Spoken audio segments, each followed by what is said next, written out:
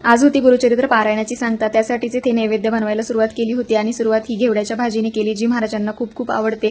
त्यानंतर इथे पुरणपोळी बनवत होते, ती पण महाराजांना खूप प्रिय आहे आणि आज सर्व गोष्टी मी त्यांच्या आवडीच्याच बनवणार होते।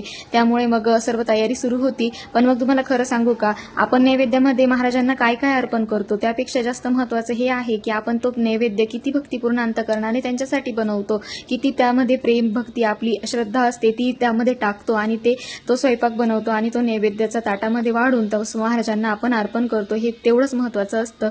आणि मस्त असा नैवेद्याचं ताट बनवलं आणि महाराजांना इथे नैवेद्य अर्पण केला आणि मनामध्ये एकच गोष्ट होती की मी जे काही केलं आहे ते अतिशय मनापासून केलं आहे, तुम्ही माझ्या सेवेचा स्वीकार करा, एवढंच मनामध्ये होतं। आणि जे काही आजपर्यंत महाराजांनी दिलं आहे त्याच्याबद्दल कृतज्ञता होती मनामध्ये, म्हणून मग जे पण करत होते ते खूपच असं उत्साहाने आणि प्रेमाने होतं, आनंदाने होतं।